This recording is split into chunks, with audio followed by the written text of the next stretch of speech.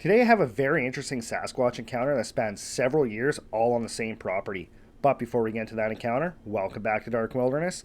If you've had an encounter that you would like to share on the show, please email me at the link below.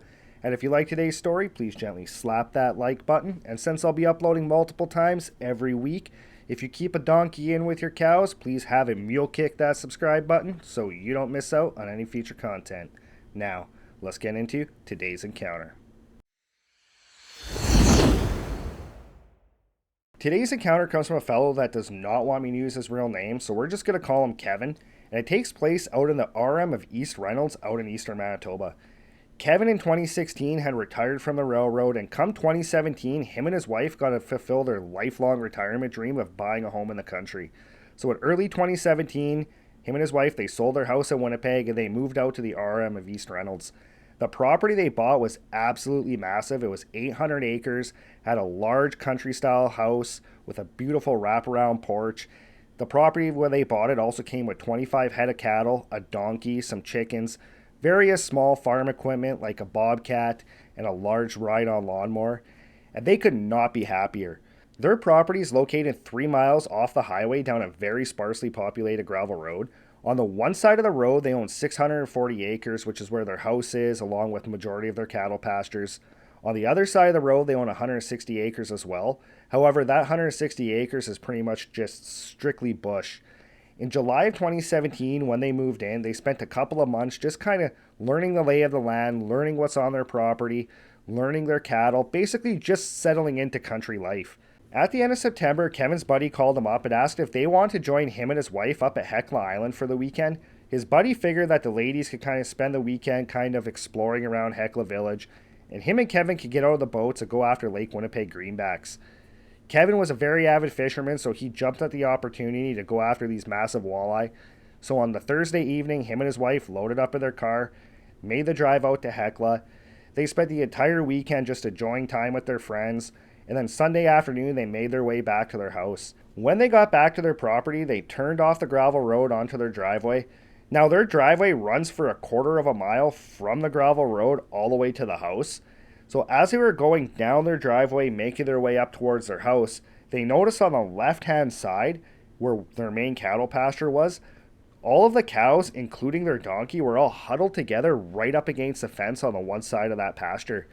That instantly kind of set alarm bells off for Kevin because that was not like his donkey.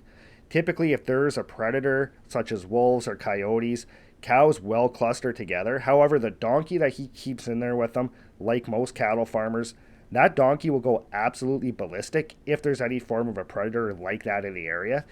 So Kevin was instantly alerted to the fact that that was very strange behavior for his donkey.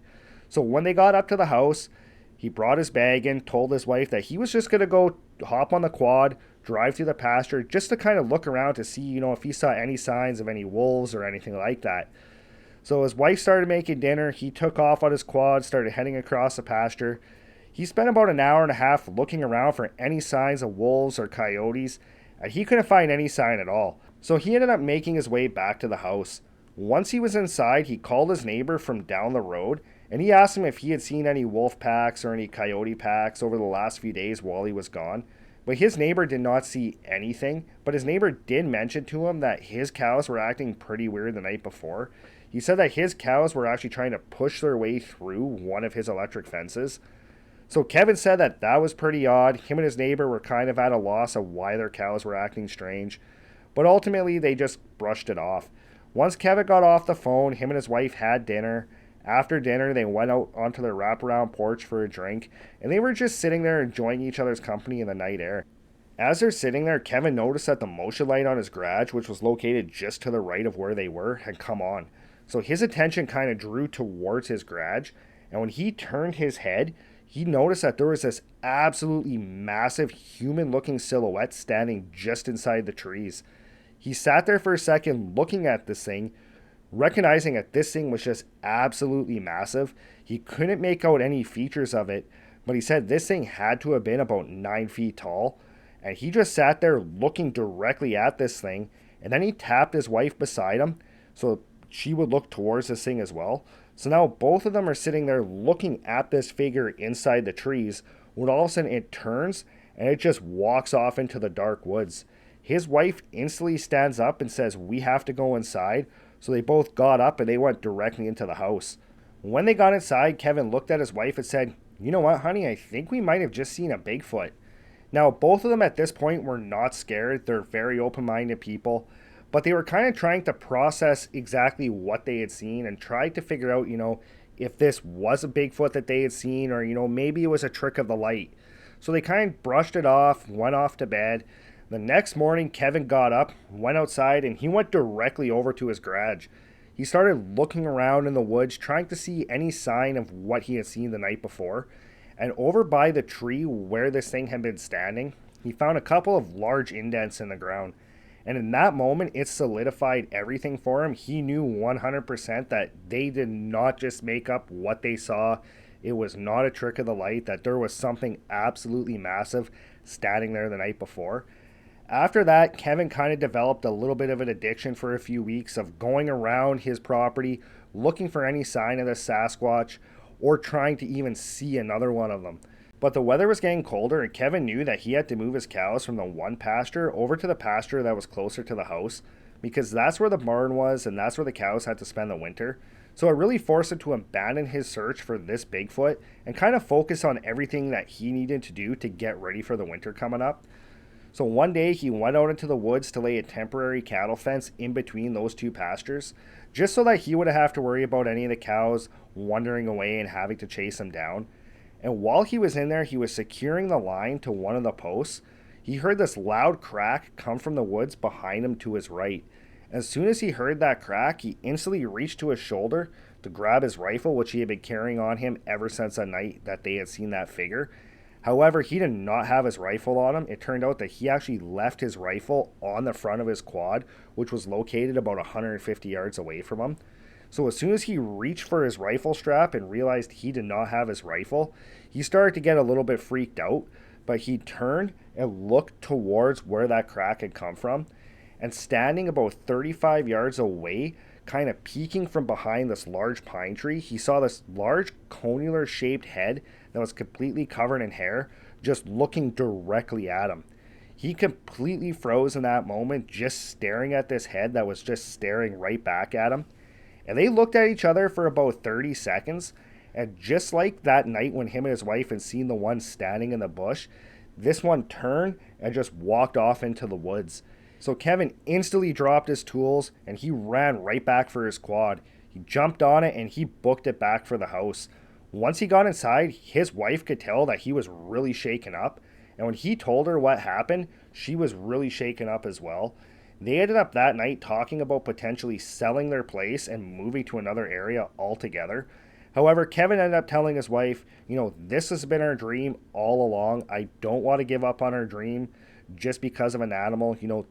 This thing has not shown any aggression towards us. I think we'll be okay as long as, we don't show aggression back to them. His wife decided, you know what, you might be right. We'll give it a chance. However, if these things start to show aggression, then we're going to sell. Kevin agreed fully with that. The next day, the two of them went out to the woods to go finish that temporary fence.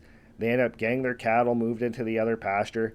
And throughout the winter, they did not have any more reoccurrences, no more sightings, nothing weird happening. However, in July of 2018, Kevin was out working in one of the pastures. His wife was doing some painting on the porch, when all of a sudden she heard this absolutely loud whistle come from over towards that cattle pasture.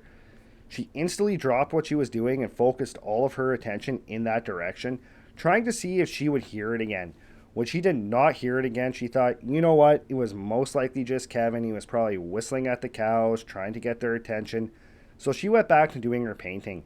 About a half hour later, Kevin came back to the house, and his wife asked him, "Why were you whistling at the cows?" Kevin said, "I wasn't with the cows, I was over at the barn." And that kind of confused him for a few seconds, and then Kevin kind of started to think about it, and he said to his wife, "You know what, I wonder if they're back." He said, "We saw nothing or heard nothing over winter and into the spring, but I just cannot shake the feeling that this might be related." From that point on, every time Kevin went to go do any work around the property, he was always sure to carry his rifle on him. That fall, just before deer season, Kevin was out tending the fences along the one side of the property when all of a sudden off in the woods he saw something lying on the ground. So he stepped up over the fence, made his way towards this thing that he saw on the ground, and as he got closer to it, he realized that it was the full skull of a really mature whitetail buck. So he stood there looking down at this thing, and he noticed that there were bone fragments kind of scattered all around the area. So he started walking around, just kind of looking down at the ground, checking out all these bone fragments. And he said that while he was on that side of the fence, he had this real strong feeling of not being wanted. And he said as he started to get further into the bush, tracking these bone fragments, all of a sudden he heard what sounded like somebody taking a baseball bat and just smoking the side of a tree. When he heard that, he instantly turned around, ran right back towards that fence, and as soon as he stepped over the fence to the other side, that feeling of not being wanted completely went away. A few weeks later, during the muzzleloader season, Kevin was out hunting deer on that side of the property when he saw a really nice buck jump that fence. So he figured, you know what, I'm going to see if I could stalk up on this buck, maybe get a shot at it. But as soon as he stepped over that fence, he was instantly hit with that feeling of not being wanted again. But this time he kind of brushed through it and continued to pursue this deer. He made it about 150 yards into the woods when all of a sudden something from in the woods screamed at him. As soon as he heard that, it shook him pretty bad, so he turned and he just ran right back towards that fence.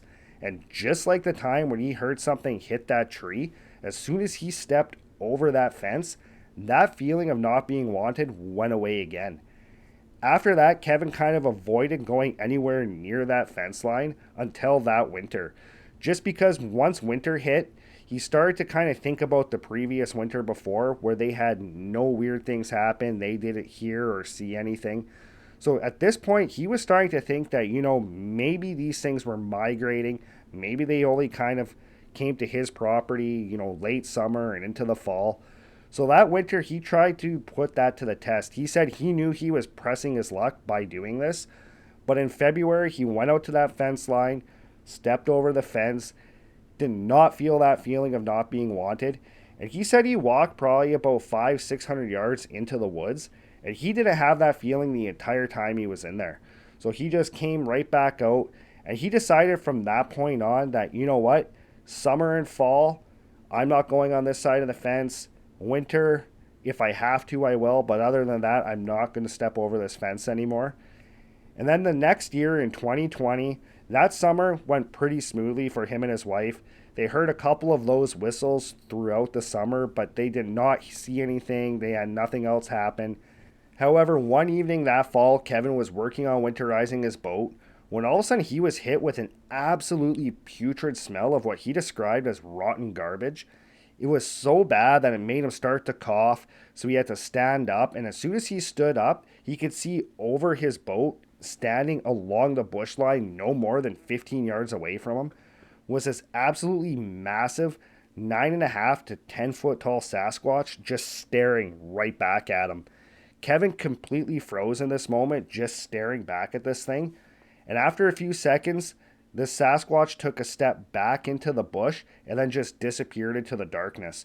Kevin instantly went into the house and told his wife what had just happened. And again, they talked about potentially selling their property. However, after talking for a little while, again, they both agreed that, you know what, as long as they're not showing any form of aggression, we'll stay. But if they start to show aggression, then we're going to sell. That winter, just like the winter before and just like the one before that, they saw and heard absolutely nothing. Come the spring, they had still had no more activity. But come summer, Kevin had to do a lot of fence repairs along that fence line. There was quite a bit of snow and it had dropped quite a few tree branches that had damaged that barbed wire fence. So he had to spend quite a bit of time working on that fence that summer. And he said that every time he would step over that fence, if he got more than just a few feet away from it, he would instantly be hit with that unwanted feeling again. So he really tried to limit the amount of time he spent on that side of the fence. Come that fall, a good friend of his had actually asked him if it would be all right if he came hunting out there for the deer season. Kevin figured, you know what, yeah, that's fine. But he told him, you know what, you can hunt the property, that's not a problem. But under no circumstance do you go on the other side of this fence onto this other portion of the property. His friend agreed to that, thought that was fair. So his friend came out for the archery season and into muzzle loading. Come the rifle season, he got a call from his friend, and his friend was asking if it would be okay if he brought one of his buddies out with him. Kevin thought, you know what, my buddy's been pretty good at following the only rule I have on the property. You know what, yeah, that's not a problem. So he told his friend, yeah, you can bring your buddy, just remember, don't go on that side of the property. His buddy said, yeah, I'll let him know. On the first Saturday of the rifle season, his buddy had brought his friend out for the day. Kevin met up with him in the morning, kind of shared a little bit of intel with them on where the big bucks were, and kind of reminded him of that only rule, which was not to hunt on that side of the property. Later on in the day, Kevin was out working by the barn when all of a sudden he heard two shots come from over towards that fence line. Kevin was instantly ticked off because he had told them that morning not to be on that side of the property. But he figured, you know what, he would just deal with it at the end of the day when they were making their way out. So come the end of the day, once it was dark, he saw his buddy's truck kind of making its way across that cattle pasture, and he went up to confront them. When he got up to the truck, first thing he noticed was that there were no deer in the back of the truck. So he kind of brought up the fact that he heard these two shots come from over towards that fence line. And it turned out that his buddy's friend had actually said he took a couple of shots at a deer, but that he had missed and he wasn't able to find it. Kevin kind of got a little bit of a weird feeling from his buddy's friend that this guy was not really telling him the exact truth. So the next morning, Kevin got up, hopped on his quad, and he made his way over to that fence line. As he was driving the quad down the fence line, he saw some boot prints in the very limited amount of snow that was on the ground going over that fence. So he stopped his quad, kind of stepped over the fence, feeling very on edge because of every single time that he's crossed that fence, getting hit with that feeling. But he really wanted to see where those boot prints went. So he made his way through the bush following those boot prints, and about 75 yards from the fence line, he saw lying on the ground right in front of him was a dead spike buck with boot prints going all the way around it. Kevin was instantly absolutely enraged by this because now not only did that mean that either his buddy or his buddy's friend had been hunting on the side of the property where he said they were not supposed to be hunting, but this also meant that they had shot a deer and then just left it there for no reason. So Kevin, feeling absolutely enraged at this point, turned around and he started making his way back towards his quad. He said as he was making his way back towards that fence line, he was hit with an absolutely overpowering feeling of dread. He said the typical feeling on that side of the fence line was always one of not being wanted, never a feeling like this.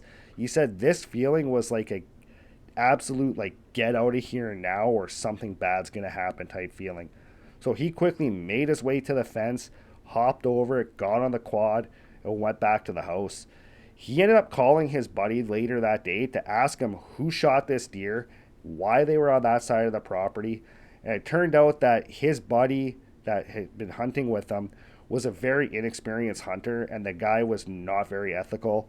He ended up shooting this spike buck thinking it was a doe, and then he just left it there because he did not want to use his general tag on it. So Kevin was instantly even more infuriated at this. So he ended up telling his buddy, that's it, no more hunting on my property, that's done. That night when Kevin and his wife were getting ready for bed, they were already lying down, just getting ready to fall asleep, when all of a sudden they heard footsteps coming along their wraparound porch. They could tell that these footsteps were incredibly heavy, and they knew instantly what was walking on their porch. Both of them just lied there in bed, absolutely horrified at this point as these footsteps came closer and closer towards where their sliding glass doors were in their bedroom. As these footsteps got closer, all of a sudden they were able to make out this dark silhouette right through their doors. And this figure stood there right in front of their doors of their bedroom for a good solid minute while Kevin and his wife were absolutely petrified lying in their bed. This figure all of a sudden let out this really deep grunt, and then it turned, and they heard it walk off the porch, and they heard it disappear off into the woods. At that point, they were both pretty much just ready to sell and just get out of there. However, after they started kind of talking about it a little bit, they started to think, you know what, we've been dealing with these things for 3 years now. This is the first time anything like this has happened. You know, we love our home, we love our property, and they decided they were not going to leave unless they were forced out of there. They kind of looked at that situation of that Sasquatch coming right up to the house as kind of a warning because of what happened with that deer. After that winter, they had no more activity around the house, nothing in the spring again as well. That summer, Kevin went out and bought a whole bunch of trail cameras. He set them up all over the property, not only in hopes to try to get a picture of one of these things, but also he had read up that they could detect the infrared from trail cameras. So he figured if he put a whole bunch of these all around his house, that maybe that would stop one of these things from coming up to the house again. Now, ever since then, they have not seen any more Sasquatches on their property. They do hear the occasional whistle. Kevin said that when he goes along that fence line, if he gets too close towards that fence line, he starts to really feel unwanted. He said the odd time that he has had to go on the other side, he said as soon as he steps over the fence, he is hit with that feeling of dread again. He thinks that initially these Sasquatch were just very curious about him and his wife, and he thinks that the first few years that they were on their property that there was a little bit of a mutual trust between them, that he would not go into their area and they would stay away from his house. And he feels like the reason that that one came right up to his house was because of that incident with the deer. Ever since then, he considers that one side of his property their property, especially summer and fall. He'll only go onto that side of the property to work on that fence line if absolutely necessary, and he'll try to avoid doing it during the summer and the fall. Kevin's advice is just always pay attention to the warning signs. He said if one of these things are in the area and it does not want you there, that it will let you know. He said if you do experience those warning signs, just turn around and get out of there. Just leave them alone. He said you do not want to anger one of these things. Well, that's it for today's encounter. As always, thanks for joining us, and if you have any comments, please leave them in the comments below, and I'll see you next time.